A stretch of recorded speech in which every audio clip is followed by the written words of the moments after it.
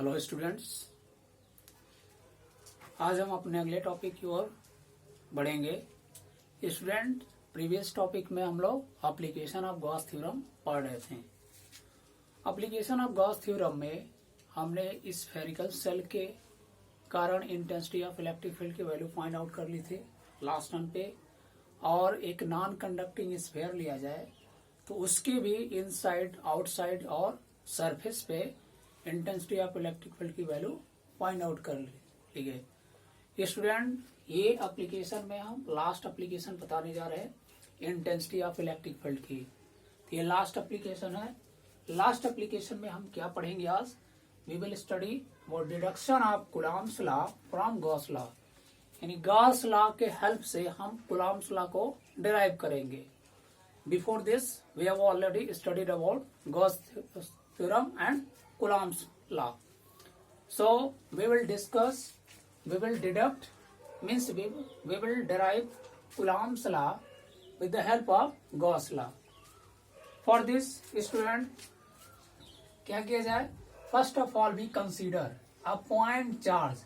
Let us consider a point charge plus Q is placed at a point O. हम सबसे पहले क्या consider करें? देखिए, हमें आज यही पढ़ना है deduction of Coulomb's law from Gauss law. Coulomb's law आप ऑलरेडी पढ़ चुके हैं। कूलॉम्स लॉ में आपने क्या पढ़ा student? F is equal to 1/4 pi epsilon naught Q1 Q2 upon R square. If two charge are separated by small distance R, here is Q1, here is Q2, then Coulomb's law tells that F is equal to 1/4 pi epsilon naught Q1 Q2 upon R square. So similar formula we will derive from Gauss theorem. Okay?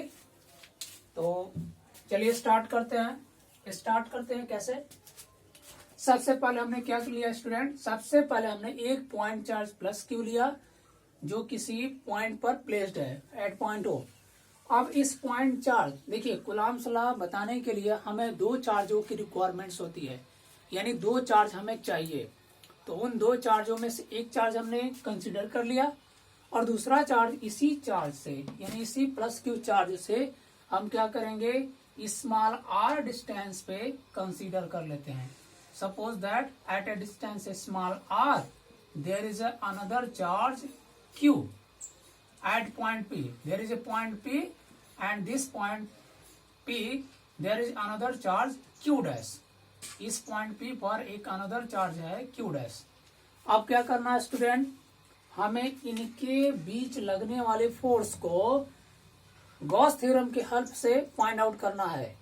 तो सबसे पहले student, कोई भी चीज हमें apply करने से पहले, यानी गॉस थ्योरम को अप्लाई करने से पहले हमारे पास एक गॉसियन सरफेस जरूर होना चाहिए, है ना? क्योंकि गॉसियन थ्योरम क्या कहता है? किसी क्लोज्ड सरफेस से अगर कोई चार्ज क्लोज्ड है तो उससे पास करने वाला जो फ्लक्स होता है उस चार्ज का 1/ε0 टाइम्स होता है। तो सबसे पहले हमको क्लोज्ड सरफेस चाहिए ना। तो देखिए, अब क्या करेंगे हम? पॉइंट P से पास करने वाला है और क्या करेंगे? स्मॉल r रेडियस का एक क्या करेंगे? गोलीय गॉसियन पृष्ठ, यानी स्फेरिकल गॉसियन सरफेस ड्रा करेंगे। यानी we will draw a Gaussian surface passing through the point P। क्या किया हमने स्टूडेंट? हमने ये कंसीडर किया है कि पॉइंट P से पास करने वाला स्मॉल r रेडियस का एक गोलीय यानी स्फेरिकल गॉसियन सरफेस ड्रा किया। इसका सेंटर O है। ठीक। अब स्टूडेंट, आगे हम कंसीडर करेंगे इस पॉइंट P के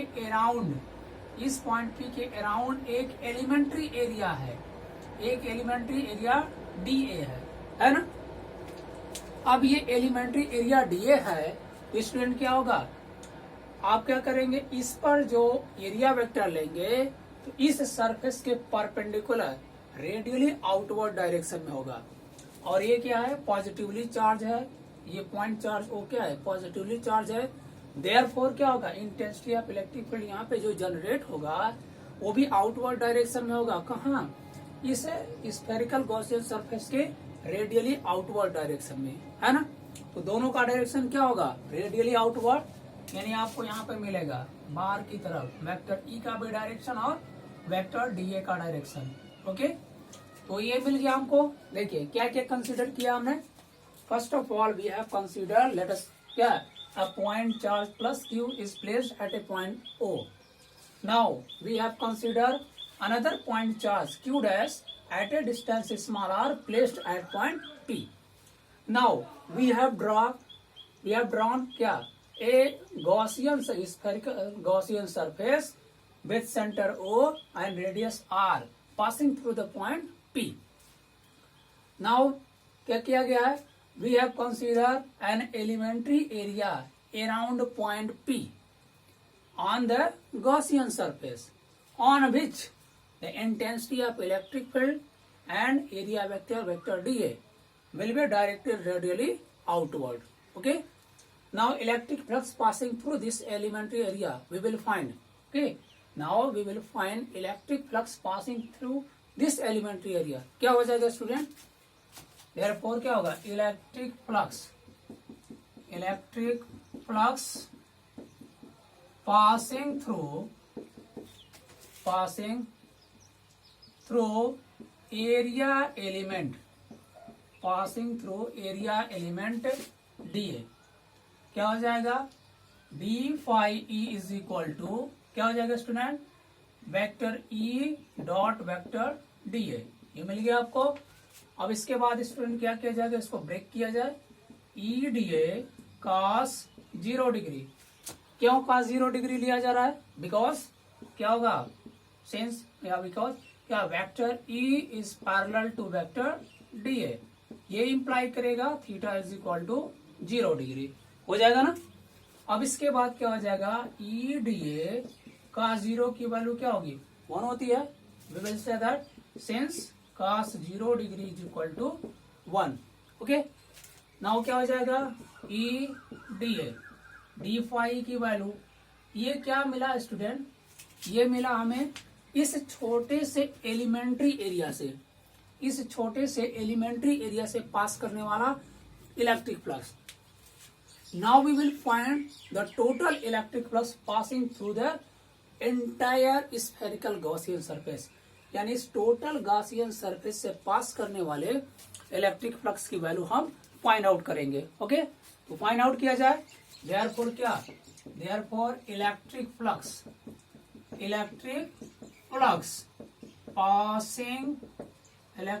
पासिंग थ्रू, या कह सकते हैं total electric flux, we can say that total, therefore total electric flux.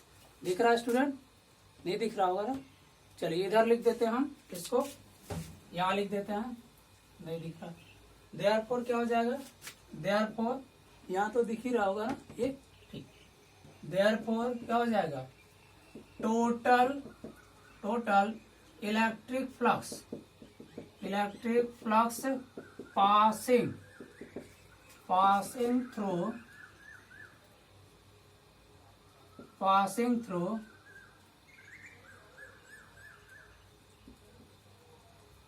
Through entire Gaussian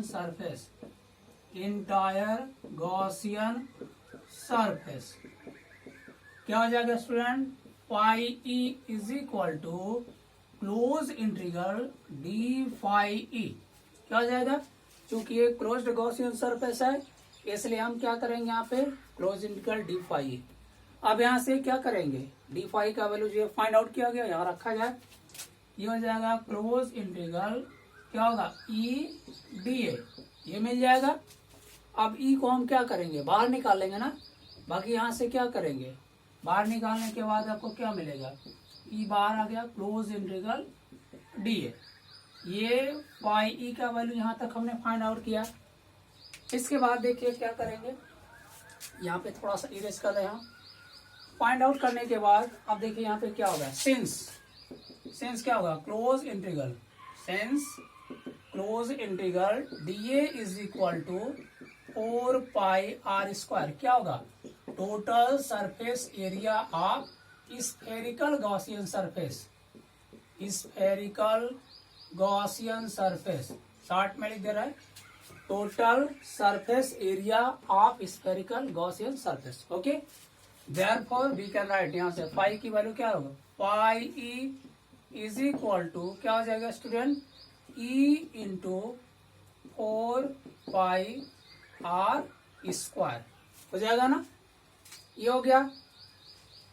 अब क्या करेंगे स्टूडेंट, ये इसको इक्वेशन हम फर्स्ट कंसीडर करेंगे, है ना।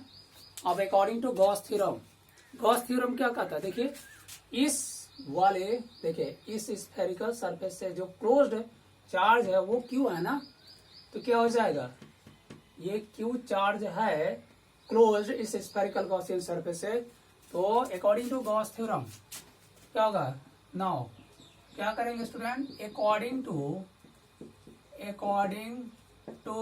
क्या होगा, Gauss theorem, according to Gauss theorem दिख रहा है ना, according to Gauss theorem. Okay, क्या हो जाएगा, pi E is equal to Q upon epsilon not, this is equation second. देखिए स्टूडेंट, हमने जो कैलकुलेट किया है, वी हैव कैलकुलेटेड कि total electric flux passing through this Gaussian surface phi is equal to E into 4 pi R square, while according to Gauss theorem we know that phi will be equal to q upon epsilon naught। दोनों चीजें अपने अपने place पे correct हैं, बस इनका term जो है अलग अलग है, तो यानी दोनों के लेफ्ट बराबर है तो दोनों के राइट बराबर कर दीजिए। Therefore from equation 1 and 2, therefore यहाँ से देखिए ये फिगर का टर्म है, तो फिगर का टर्म है, यहाँ से मैं थोड़ा सा ये लाइनिंग कर देता हूँ, ये ठीक, यहाँ से बाकी लिखता हूँ from equation 1 and 2 we get, क्या मिल जाएगा स्टूडेंट, यहाँ से E into 4 pi R square is equal to Q upon epsilon naught, therefore we get is equal to, इसको इधर लाएंगे क्या हो जाएगा, 1 upon 4 pi epsilon naught Q upon R square, ये हो गया।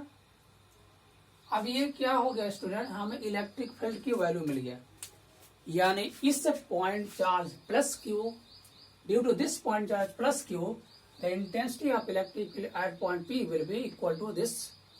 नाउ इलेक्ट्रिक फील्ड तो निकल गया, अब कितना इसके कारण इस पे फोर्स अप्लाई होगा, देयरफॉर क्या होगा, देयरफॉर इलेक्ट्रिक फोर्स, या कह सकते हैं therefore force, the electric flux, electric force on charge q dash due to charge q, क्या हो जाएगा स्टूडेंट, आप क्या E is equal to F upon Q पढ़े होंगे ना, एफ अपॉन क्यू, यहाँ क्यू डैश चार्ज है इस वाले के इलेक्ट्रिक फील्ड में, तो एफ अपॉन क्यू डैश होगा, यहाँ से एफ की वैल्यू अगर हम सिंप्लीफाई करते हैं, तो एफ की वैल्यू अगर सिंप्लीफाई करेंगे तो क्या मिलेगा, यहाँ पे क्या मिल जाएगा, क्या मिल जाएगा, देखिए F is equal to E into Q dash, है ना। अब इसको इस वाले में ई का वैल्यू जो निकाले हैं वही रखिए, देयरफॉर इसको इक्वेशन थर्ड मान लेंगे, यूजिंग द वैल्यू ऑफ, या putting the value of E, putting the, यहाँ इसको इरेज कर दे रहा है, अब इसके आगे का टर्म यहाँ लिख दे रहे हैं, है ना, इसके आगे के टर्म क्या, now putting the value of E in equation 3 we get, क्या मिल जाएगा स्टूडेंट, यहाँ देखिए F is equal to, E का वैल्यू कितना है, 1 upon 4 pi epsilon naught Q upon R square, रख दीजिए 1 upon 4 pi epsilon naught Q upon R square into, ये देखिए क्यू डैश भी है यहाँ पे, ई की जगह इतना टर्म लिखा हमने, क्यू डैश बचा है ना, इसको भी लिख देते हैं, ये राइट डाउन कर दिया। अब इसको पूरा एक साथ लेकर 1 upon 4 pi epsilon naught Q into Q dash upon R square, ये क्या मिला स्टूडेंट, क्या आप इसको कह नहीं सकते हैं इसके सिमिलर है, F is equal to 1 upon 4 pi epsilon naught Q1 Q2 upon R square. इसी के सिमिलर ये फॉर्मूला हमें फाइंड आउट हुआ ना, तो क्या कर सकते हैं इसको, ये क्या है, कूलॉम्स लॉ है कि नहीं है ना, इसके सिमिलर है ना। तो आप क्या कर सकते हैं इसमें, देयरफॉर क्या कर सकते हैं, यही हमारा डिराइव्ड फार्मूला होगा। दिस इज क्या होगा, दिस इज क्या होगा, कूलॉम्स लॉ। कूलॉम्स लॉ क्या होगा, हेंस इट इज डिराइव्ड। यही हमें फाइंड आउट करना था, यानी with the help of Gauss theorem we have derived Coulomb's law. Okay, तो ये स्टूडेंट लास्ट एप्लीकेशन था गॉस थ्योरम का, और यहीं पे गॉस थ्योरम का जो एप्लीकेशन है वो समाप्त होता है ना। तो अब इसके बाद हम लोग क्या पढ़ेंगे, नेक्स्ट चैप्टर स्टार्ट करेंगे। नेक्स्ट लेक्चर में मैं नेक्स्ट चैप्टर के साथ मिलूंगा आप लोगों के सामने। तो आज की वीडियो में स्टूडेंट मैं यहीं तक क्लोज करता हूँ। Okay students.